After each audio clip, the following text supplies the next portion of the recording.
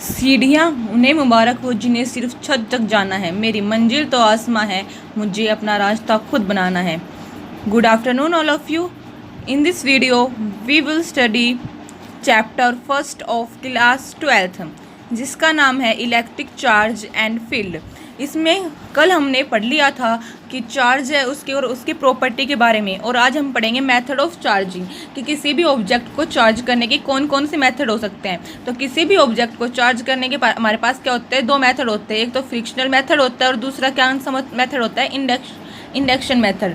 तो फर्स्टली हम पढ़ेंगे फ्रिक्शनल मेथड की। जो फ्रिक्शनल मेथड होता है ये क्या होता है, इट इज़ ए मेथड, ये क्या है, एक मेथड है ऑफ चार्जिंग, चार्ज करने का, ऑफ एन अनचार्ज्ड बॉडी, किसी भी अनचार्ज्ड बॉडी को बाय रबिंग, कैसे एक दूसरे से रब करके किसी भी बॉडी को चार्ज करने का मेथड, उसे हम कौन सा मेथड कहते हैं, फ्रिक्शनल मेथड कहते हैं। और उसका एग्जांपल क्या हमारे पास, जब एक ग्लास रोड इज रब्ड, जब कोई एक ग्लास रोड है वो क्या की जाती है, रब की जाती है किसके साथ, सिल्क क्लॉथ के साथ। तो जो एक ग्लास रोड है उस पर तो क्या जाता है, हमारे पास पॉजिटिव चार्ज आ जाता है, और उसी सेम टाइम पे जो सिल्क क्लॉथ है उसके हमारे पास क्या जाता है, इक्वल नेगेटिव चार्ज आ जाता है।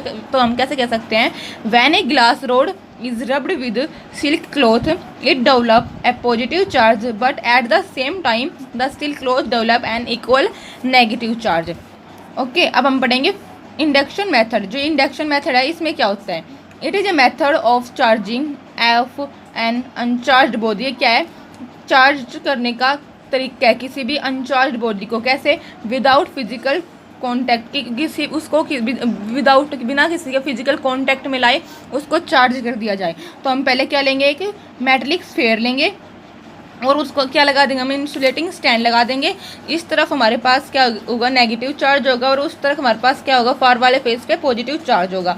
क्या फिर हम क्या कहेंगे, स्टेप फर्स्ट लिखेंगे हम, फिर कहेंगे मेटलिक स्फीयर। हमने मेटलिक स्फीयर ली है, एक large number of charge particle, क्या लिया हमने, large number of charge particle लिए हैं, पॉजिटिव और नेगेटिव। जो पॉजिटिव चार्ज है वो तो कहाँ पे है, फार फेस पे है, और जो नेगेटिव चार्ज है वो कहाँ पे है, नियर फेस पे है। फिर हम क्या करेंगे, ग्लास रोड को लाएंगे यहाँ पे। फिर स्टेप सेकंड में करेंगे अर्थिंग। जो राइट हैंड साइड है हमारे पास उस पर हम क्या कर देंगे, अर्थिंग कर देंगे। तो अर्थिंग करने से क्या होगा कि जो पॉजिटिव चार्ज है ये कहाँ पे चला जाएगा, ये अर्थ में चला जाएगा। तो we can say that earthing right hand side face and positive charge flow in the earth. फिर थर्ड स्टेप में हम क्या करेंगे, जो हमारे पास एक ग्लास रोड है ना, इसको हम यहाँ से हटा देंगे। यहाँ से हटा देंगे तो ये क्या होगा, जो ये नेगेटिव चार्ज है ना यहाँ पे इस फेस पे क्या होगा, इस पूरे में डिस्ट्रीब्यूट हो जाएगा। तो suddenly removing the glass rod by suddenly removing the glass rod the charge is distributed in all. जो चार्ज हो क्या हो जाएगा, इसमें पूरे में डिस्ट्रीब्यूट हो जाएगा। तो हमने अभी क्या पढ़ा है, method of charging. Method of charging हमने फ्रिक्शनल मेथड और इंडक्शन मेथड पढ़ा है। फ्रिक्शनल मेथड में मेथड होता है जिसके द्वारा किसी बॉडी अनचार्ज बॉडी को चार्ज किया जाता है, किसके द्वारा, बाय रबिंग। और जो इंडक्शन मेथड है वो कौन सा मेथड है, जिसमें किसी भी अनचार्ज बॉडी को चार्ज किया जाता है विदाउट फिजिकल कॉन्टैक्ट। अब हम पढ़ेंगे कूलम्ब्स लॉ। जो कूलम्ब्स लॉ क्या होता है, तो कूलम्ब्स लॉ क्या होता है, इट स्टेट दैट, वो क्या बताता है, फोर्स ऑफ अट्रैक्शन, जो फोर्स ऑफ अट्रैक्शन और एंड रिपल्शन, जो फोर्स ऑफ अट्रैक्शन और रिपल्शन होता है किसके बिटवीन टू चार्जिंग, किसके बीच, दो चार्ज के बीच में क्या होता है, डायरेक्टली प्रोपोर्शनल होता है। किसके डायरेक्टली प्रोपोर्शनल होता है, प्रोडक्ट ऑफ चार्जेस के। और क्या होता है, इन्वर्सली प्रोपोर्शनल होता है। किसके इन्वर्सली प्रोपोर्शनल होता है, स्क्वायर ऑफ देयर डिस्टेंस। जो उनके बीच में जो डिस्टेंस है उनके स्क्वायर के इन्वर्सली प्रोपोर्शनल होता है। और जो प्रोडक्ट है चार्जिंग क्या होता है, डायरेक्टली प्रोपोर्शनल होता है। तो मैथमेटिकली हम कैसे बताएंगे, F is directly proportional to Q1 Q2। हमने क्या मान लिया, इक्वेशन फर्स्ट आ गई हमारे पास। फिर सेकंड है एफ इज इन्वर्सली प्रोपोर्शनल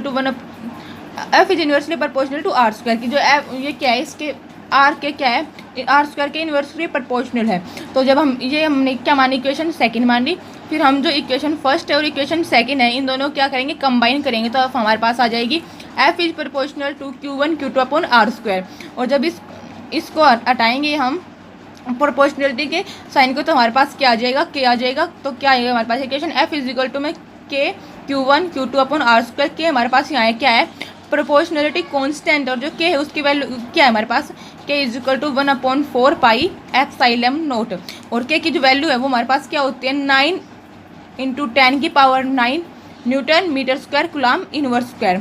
फिर हमने ये पढ़ा, ये क्या है हमारे पास एप्सिलॉन नॉट है, और एप्सिलॉन नॉट क्या होता है, absolute electrical permittivity of free space. और जो एब्सोल्यूट परमिटिविटी ये होती है, ये हमें क्या बताती है, absolute permittivity of free space, यानी कि एप्सिलॉन नॉट हमें क्या बताता है, study of behaviour of electric charge. किसके बारे में बताता है, स्टडी करता है किसके में, बिहेवियर के बारे में, किसके बिहेवियर के बारे में, इलेक्ट्रिक चार्ज के बिहेवियर के बारे में स्टडी करता है, कहाँ पे, इन फ्री स्पेस। और जब हम ये इस एप्सिलॉन नॉट की वैल्यू निकालेंगे तो हमारे पास क्या आ जाएगी, 1/4 पाई की आ जाएगी। तो इसकी वैल्यू निकालने के लिए हम क्या करेंगे, 1/4 पाई की वैल्यू हमारे पास होती है 22/7, और जो हमारे पास के है इसकी वैल्यू होती है 9 × 10⁹। तो एप्सिलॉन नॉट है उसकी वैल्यू हमारे पास हो जाएगी 8.85 ×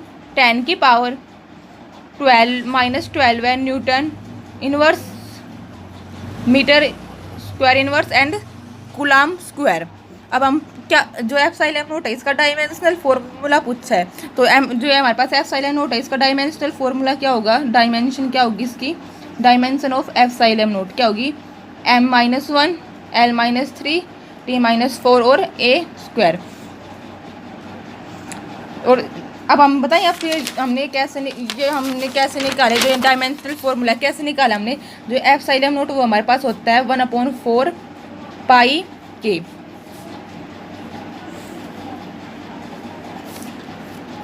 हैं यहाँ ये भी होता, जो एप्सिलॉन नॉट वो किसके इक्वल हो जाएगा, 1/f Q1 Q2/r²। जो एप्सिलॉन नॉट है वो Q1 क्या हो जाएगा, a² t² m1 l2 t-2 और l²। तो फिर हमारे पास यहाँ से आ जाएगा m-1 l-3 t-4 और a²।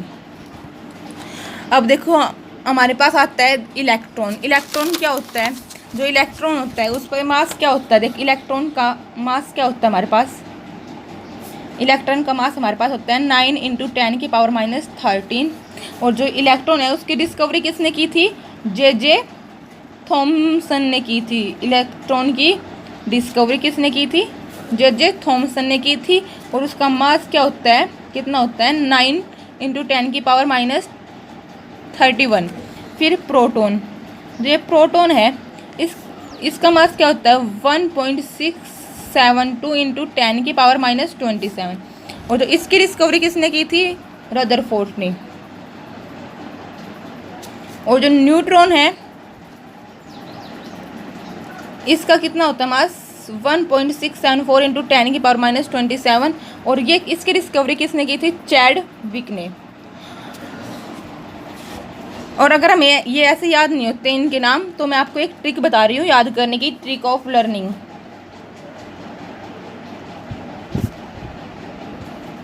हम इसको कैसे याद कर सकते हैं, ईंट पर नाच। ये इससे हमें बताएगा कि क्या नाम है, ये किन किन चीज़ों की किसने की थी। देखो ईट, ई यानी इलेक्ट्रॉन, ट यानी थॉमसन, यहाँ पे आ गए हमारे पास एक का। फिर क्या है, प यानी प्रोटॉन और रेयर यानी रदरफोर्ड, न यानी न्यूट्रॉन, च यानी चैडविक। ये हमारे पास इजी ट्रिक है याद करने की कि भाई किसने किस की डिस्कवरी की थी। ईंट पर नाच, ई यानी इलेक्ट्रॉन, ट यानी थॉमसन, प यानी प्रोटॉन, र यानी रदरफोर्ड, न यानी न्यूट्रॉन एंड च यानी चैडविक। इससे हमारे पास जो हमारे इजीली याद हो जाएंगे। बस thank you for watching my video, please like and subscribe it. अब हम कल पढ़ेंगे vector forms of Coulomb's law. हम नेक्स्ट वीडियो में डिस्कस करेंगे इसके बारे में। आज की हमारी वीडियो इतनी थी। Thank you.